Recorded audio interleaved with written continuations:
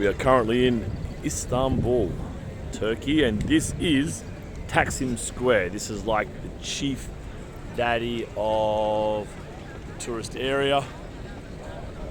And we're going to take a walk down the busiest street, and it's about 6 p.m. on a Saturday, so it's absolutely pumping. Walk down here. It'll take, I've got no idea to be honest, maybe half an hour. Walk down nice and slow, and there are so many people down here and such an incredible energy. I think you're going to love this. Straight away, there's a bit of a sense of contrast. We have the mosque with the speakers there, the call to prayer, playing 5 times per day. Another mosque here as well. And then we have, of course, Burger King, Sofitel, and other Western corporate labels, all in the same picture. Lots of Turkish flags. Turks have a good identity. They have a good sense of self. Yes, I'm Turkish. This is what we do. This is how we are. I'm Turkish. We're Turkish. There is a bit of that here. A good, strong national and cultural identity. There'll be a lot of tourists here. A lot of locals and tourists. Locals do come down here as well, but you see an awful lot of foreigners. Depending where you are from the world and how well tuned in your eye is, you'll be able to spot where people are from. They a lot will be kind of Arabs, maybe a similar, vaguely similar look to Turks, so it might be harder for the untrained eye to distinguish. Nonetheless, we plough forward.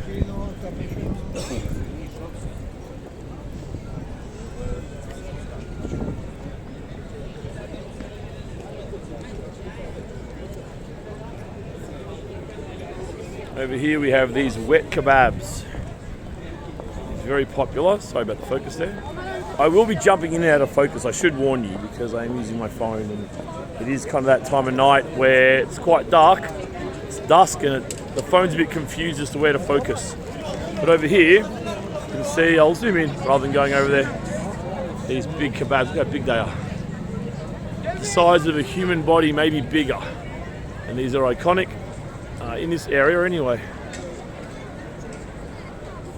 Alright, let's wander. So we're going to walk down the length of this street down towards the water and actually catch the ferry down to the Asian side. So 2 things you get here a lot in Istanbul are the chestnuts and the corn. Usually somewhere around 60 cents. That one was 80 cents. Of course, it's right in the middle of the tourist area. And this is absolute tourist area here. This is no holds barred tourism. You'll notice this track here. You'll notice a tram once or twice come down here. People get out of the way.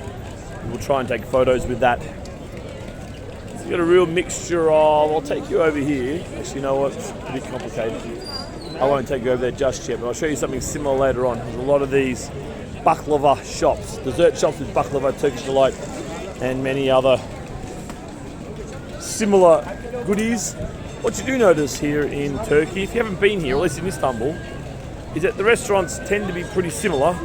It's got the same kind of, or similar kind of maybe 8 or 10 Turkish dishes. So you can hear the tram coming.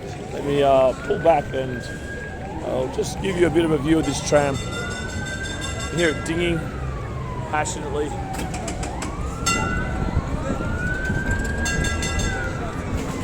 Someone on the back. There's always someone at the back. Someone's at the back. This is quite an iconic situation. You can see a lot of people filming it and also on the tram filming. So all of us tourists having fun here. We can hear an ambulance up ahead.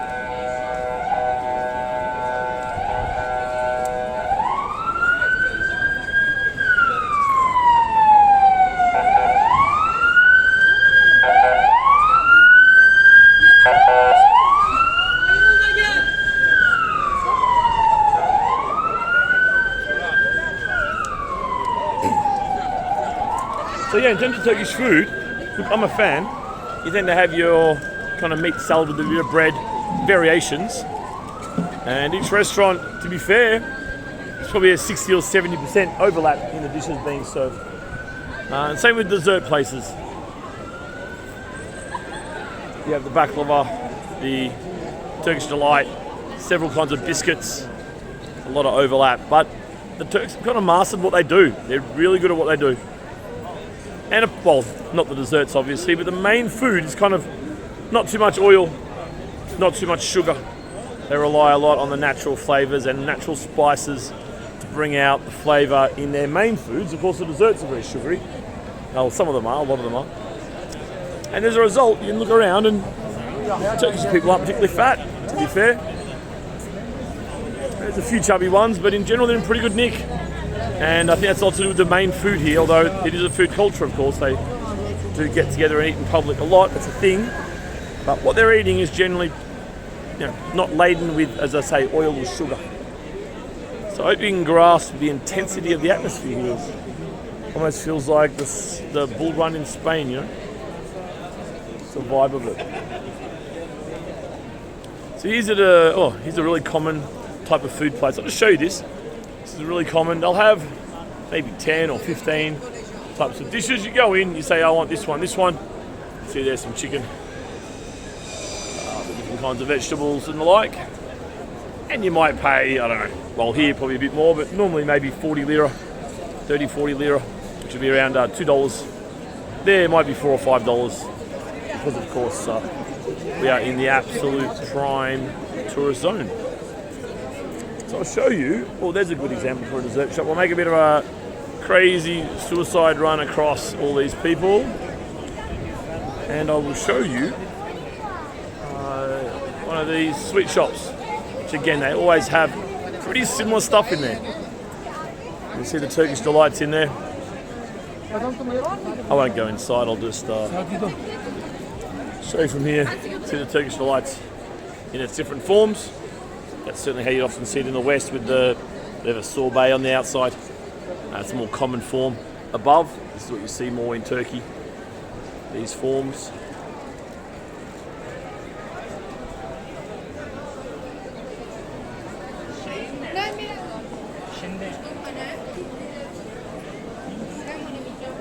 Sorry about that, folks. I just adjusting my hands there a little bit, swapping hands on the phone. So I'll show you a few more of those restaurants. I'll show you like a normal menu as well. So that food place, both those places I showed you then aren't exactly what I was talking about earlier. So obviously there was a very convenience-based situation with the hot food. And the dessert place didn't have things like baklava or cookies, so it wasn't truly representative of what you'd normally get in a Turkish dessert place. But there'll be plenty along here. I guarantee there'll be many, many. You can see there already that that dessert place is pretty much a spitting image of the previous one. Exactly the same in there. Feels like the same shop.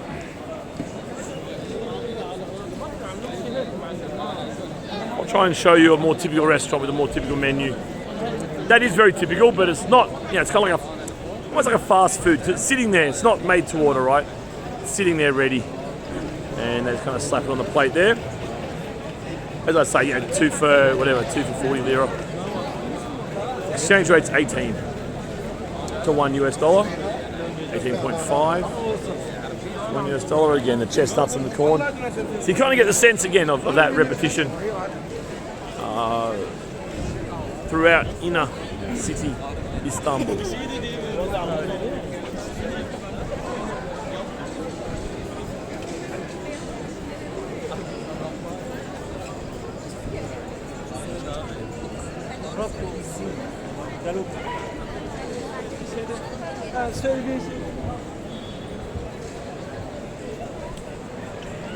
looks like more of a cake shop up here. You can tell I'm a bit preoccupied with food. This is far more interesting than all the other stuff here. So this is a very typical place. So all of these baklava type things here. So this is actually baklava specialty. Look at this one. Wow, can you imagine? These will be around $10 to $15 per kilo, depending on what you get exactly. $10 to $15 US per kilo. Just order as much as you want. This is a really legit baklava kind of place. There'll be a lot of these. This is very famous Turkish ice cream. A little bit of a gimmick here.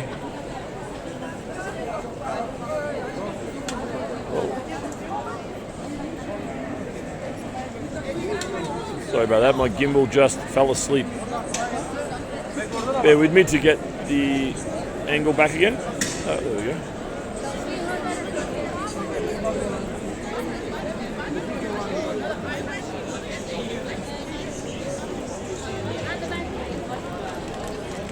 It's got that weird mixture of Turkish and American, or global, whatever you want to call it, global American, whatever label you want to put on things like H&M. Here.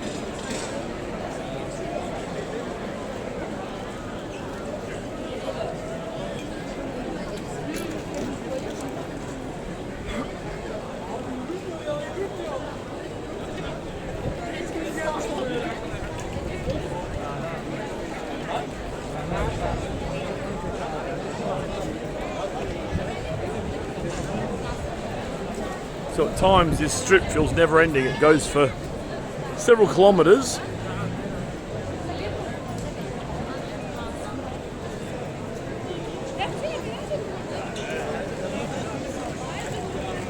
You can see the same things again, essentially, in a different shop. Yeah, baklavas and etel. That's a nice sugar there. Delicious. Got some chocolate in here.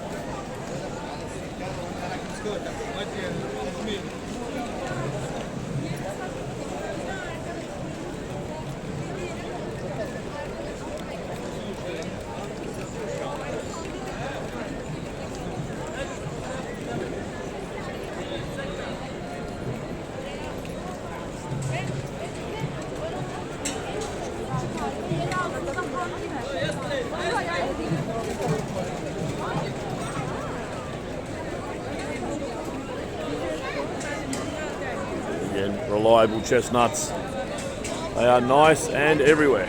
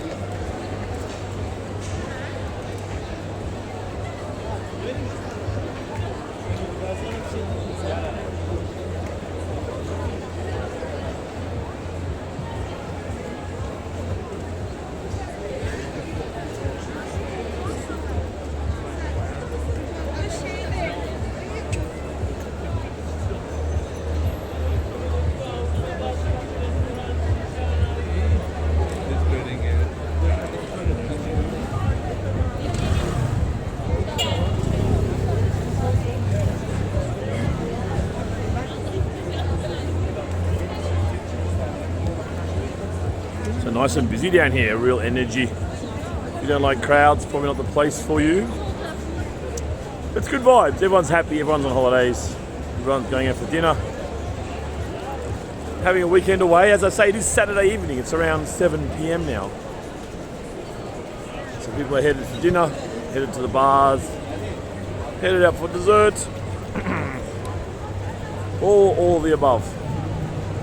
So good social life here in Turkey. It's Istanbul anyway. In Istanbul, there's no shortage of just cafes and bars and restaurants everywhere. It's fantastic. I really like the social side of things here. I love this part of Turkish culture. I find the Anglo-American model of sprawling suburbs and more of a home life model to be, at least on this one criteria, an inferior one, in my opinion. But of course, there's pros and cons to everything, right?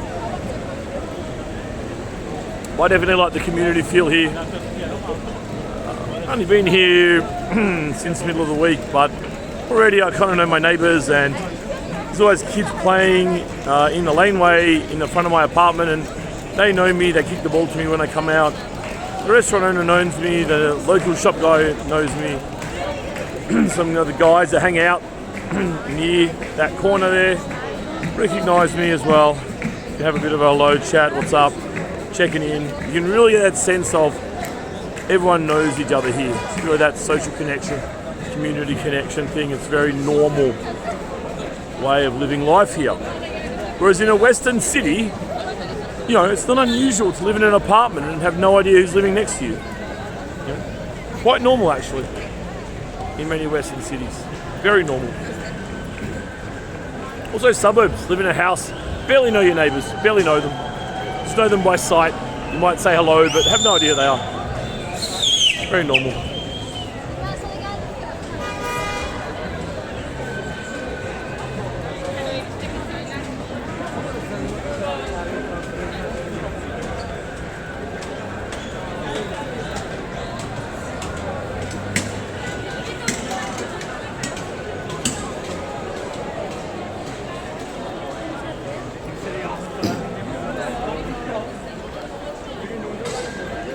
I do talk a bit about globalisation and the ills of globalisation, i.e. that it's killing culture everywhere. There's a lot of positives in it, and I think one is things like this, where you can have this kind of technology for people to help to improve their lives. Try to do that discreetly.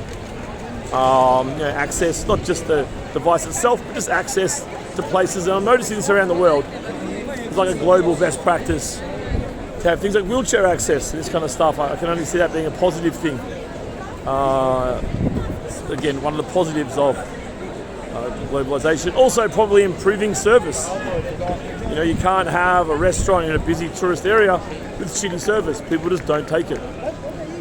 So the reality of commercialism kind of makes people a bit more civil, at least on the surface anyway. This could be a positive, but of course these things are complicated. Other things come with it. Right, that's probably one positive. With this kind of review system we have, you know, things like Uber can be very good, or any of these ride sharing, Yandex, Bolt, DD, Grab.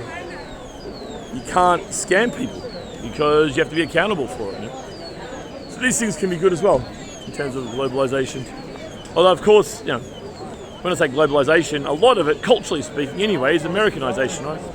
We all speak the same language, listen to the same music, dress the same way, think the same way. It's, I think on a cultural level, it's like a great kind of, I don't know what you call it, like a removal of culture, deculturing of the world. It's kind of what it seems like. Sorry, we're a bit dark there. I know that it will be a bit jumpy as the phone gets a bit confused as to where to focus, especially with so many heads walking around everywhere.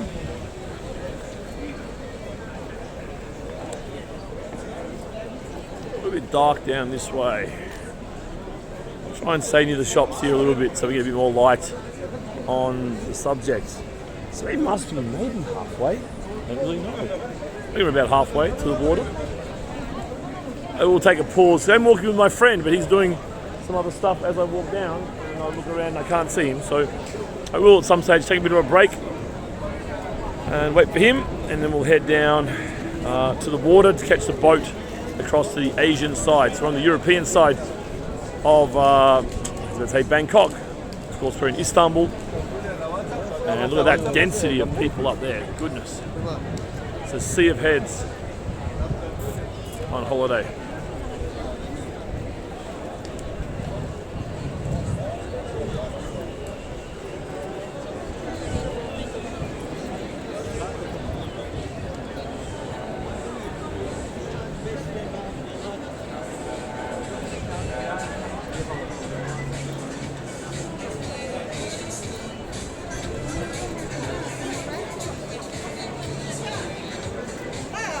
some Turkish lights here.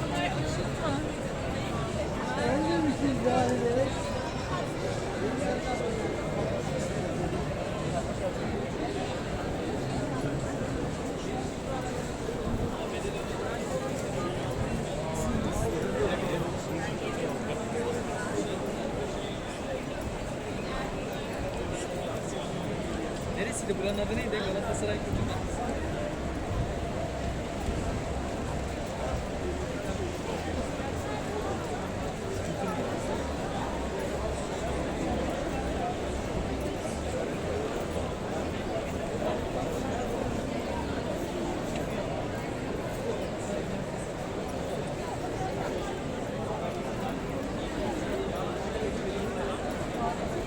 The money changer over there. I'll show you some of the exchange rates.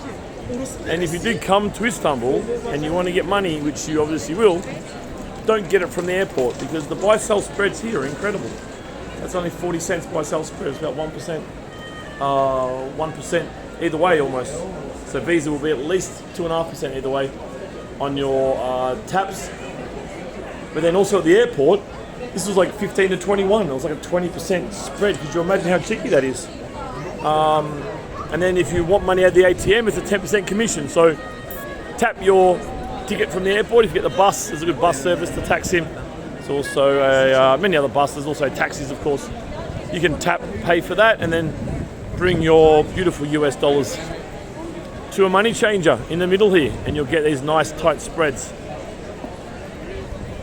You don't have to feel like you're paying like a 10 or 20% tourist tax on everything. It's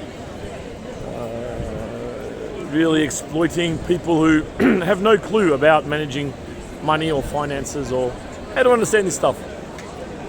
So I'm here for you. Could you imagine that I was an economist in a former life? I'm not actually joking, by the way. So I'd throw that in there. Not that that's economics, really. It's more finance. Although in a sense it's economics because it's information asymmetry. An economics concept related to pricing, fast moving traffic.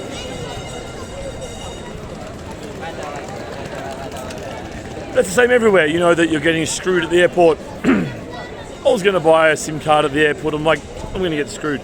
But the irony of it is here you get screwed also for your SIM card everywhere else as well because they have one price for residents, one price for not residents. So I just paid 350 lira for a 30-day SIM, which is around 20 US dollars. Usually you would expect to pay, you know, in a country of similar GDP level, maybe $3, maybe $5, somewhere in this place. So I may as well just go to the airport, but yeah, definitely do encourage you to change your money in the city centre here. Or of course, don't use Visa and MasterCard. They give you bad rates. Use Revolut and Wise. They'll take about 0.5% for you. 0.5%, maybe 1% max. Rather than Visa, MasterCard, who will take at least 2.5% depending on the currency pair you're using, or maybe more. I'm surprised that not everyone knows about these cards, although they're kind of well established for many years, but even my buddy here that I'm with now is much younger than I am, but he didn't know about these things. I was quite surprised to see. These are at the core of cheap travel. But of course in the future, you hope that cryptocurrency the infrastructure can build up cryptocurrency and we won't be reliant on banks, central banks or commercial banks anymore. And we can just exchange currencies or whatever for 1 cent, 2 cents, even less. In the future with instant transfer, hopefully that can happen. Within a few years anyway. I know Australian banks who are particularly cartelish. They charge 2.5% from Visa, or Visa does on their behalf. They charge another some international transaction fee bullshit, and before you know it, you're dropping 5%, which is really just not acceptable. again, just exploiting people who don't really understand what's going on, understand pricing of this kind of stuff.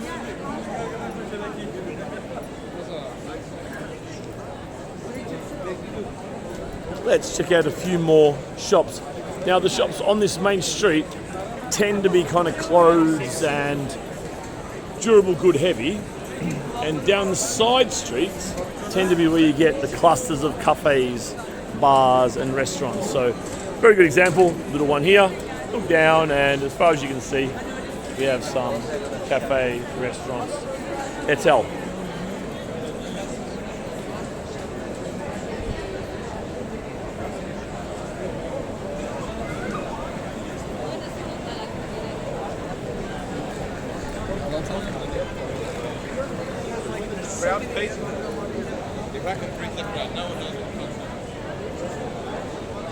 Got a nice fancy gimbal for this one. The DSLR camera. Making me look like an amateur.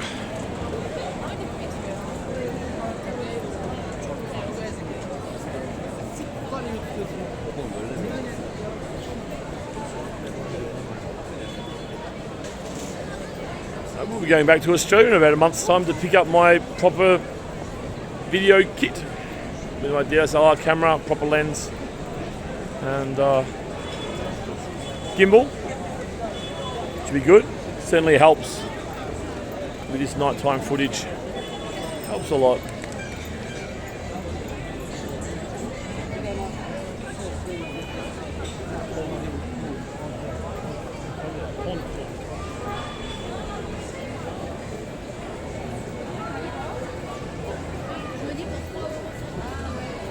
If you are enjoying our walk this evening, do feel free to like the video. Let me know what you want to see more of.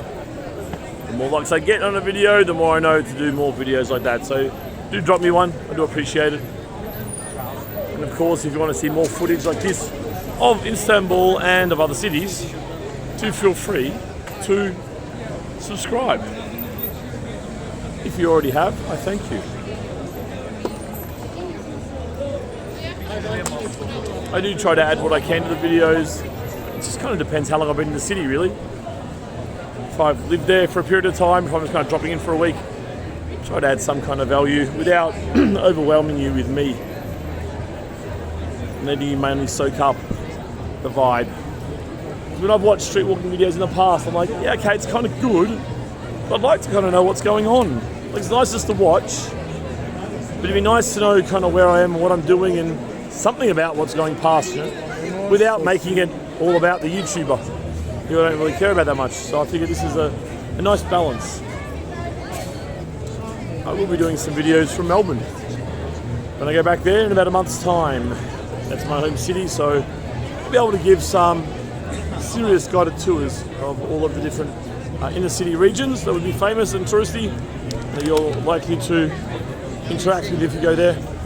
I've just been living in a country called Belarus, so I've got several walking videos from there. Again, I was there for a year and a bit, so I was able to add some more value to some of the walking videos.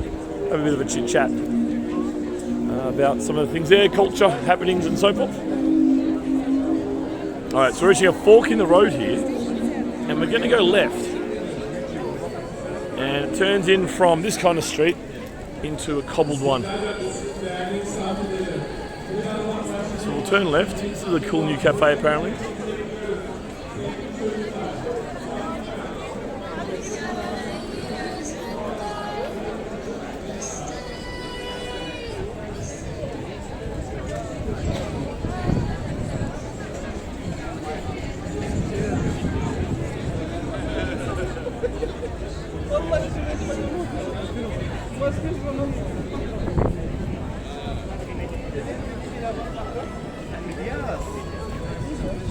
The tram goes that way, but we will go this way towards the water, and definitely where the majority of the tourist foot traffic will head.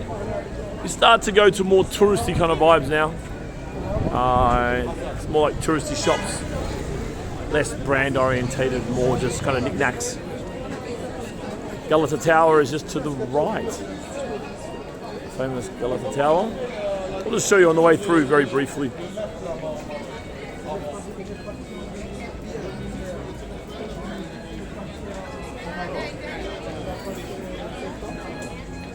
Hoş geldiniz.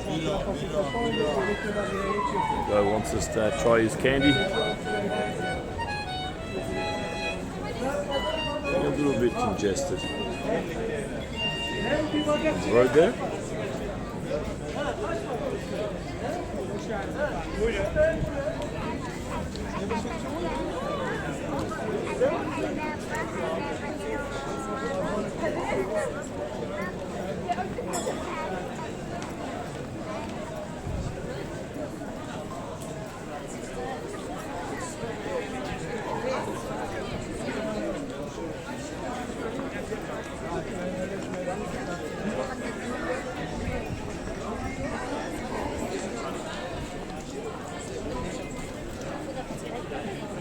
Hemen. Tren tarafı ne?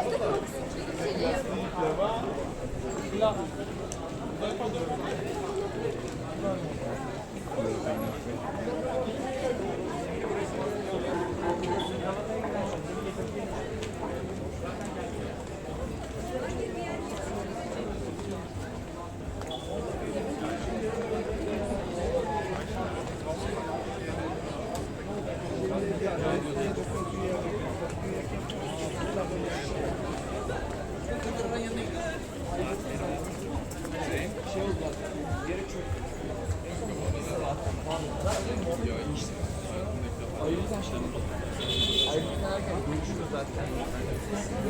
Plan konuşacağız bir daha. Ne yapacağız? Ben sana şey diyeyim. Aylık konuşuruz. Ben yaptım.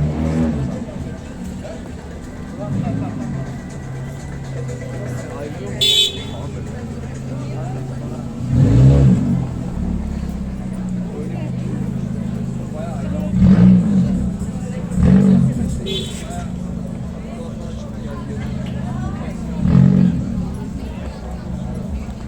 Pretty unusual that you drive down this street, given the touristy nature of it. Maybe there's not many options. Another very typical laneway there with cafes and restaurants and so forth. There must be between 30 to 50 of these on the way down.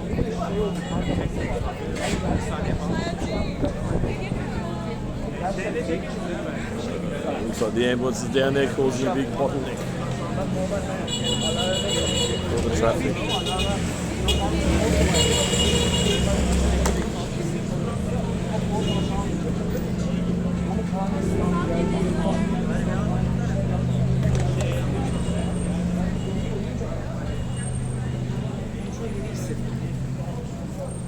Sonra benim için de çok ani.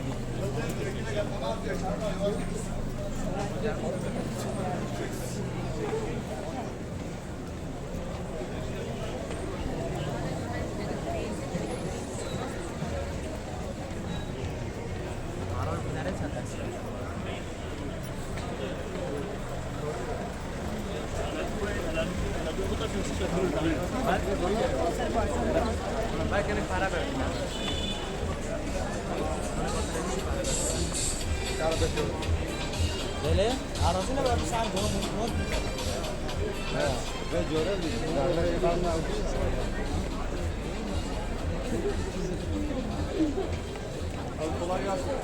This is Galata Tower here on the right. I'll just slot in there.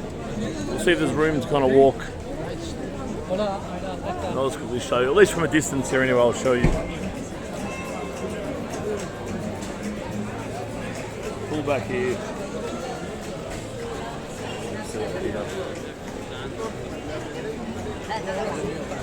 Galata Tower there. Famous landmark here in Istanbul. A lot of attention from tourists. So we'll continue on because that's where most of the traffic stops by the looks of it. continue on down to the waterside in the hope of catching the ferry across to the Asian side, where I'll get some dinner.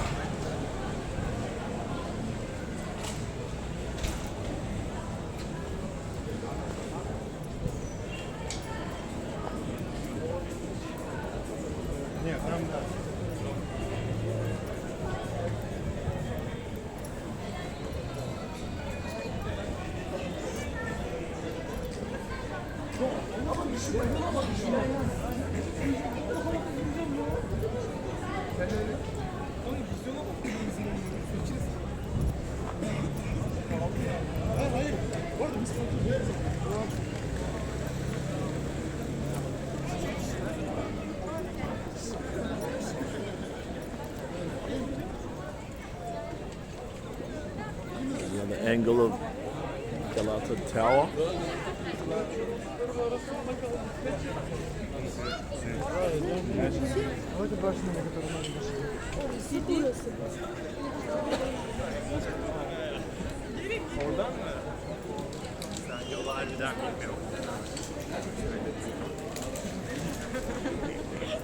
Uzattın yani. Burada çıkıyordur eminim de uzattın.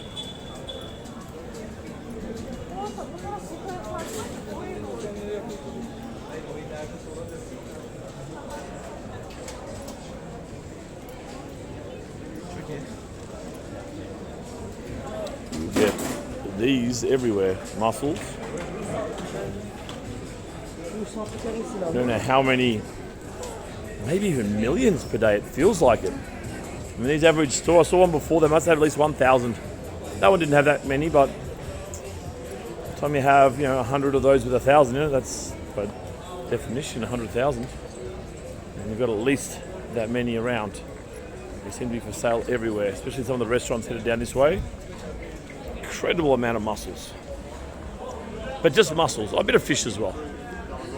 So obviously, for whatever reason, a lot of mussels can be found in this region. I dare say they'd be locally farmed, locally caught.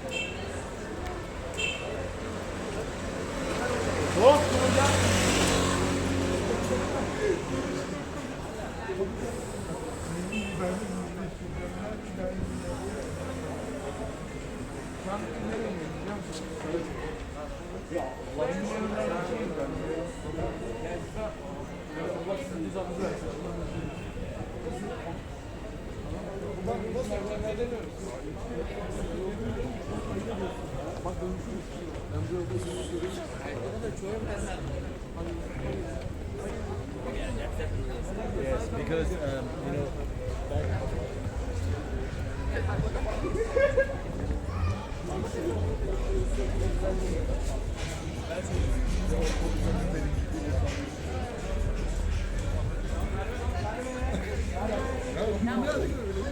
So that's changing hands.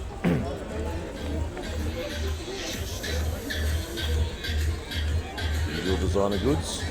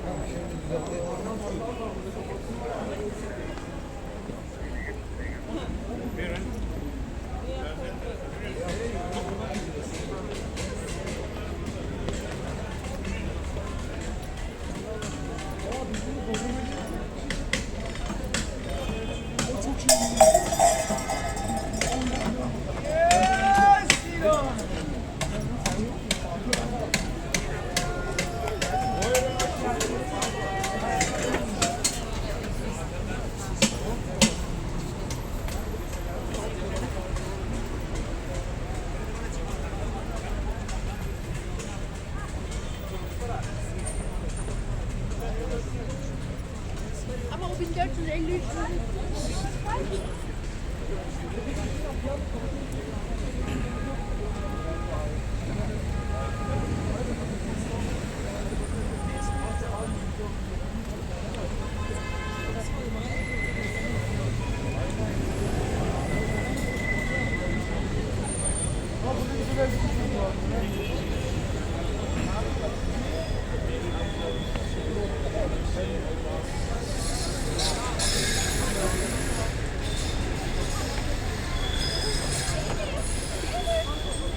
Buyurun kahve.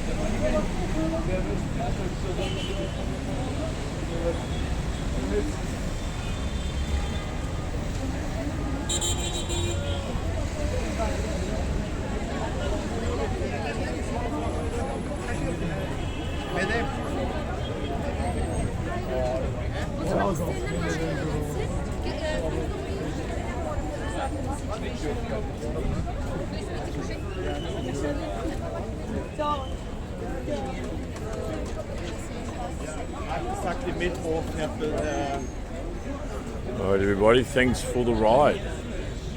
Hope you enjoyed this evening's viewing. Check the channel for several other walking videos in Istanbul and in other places.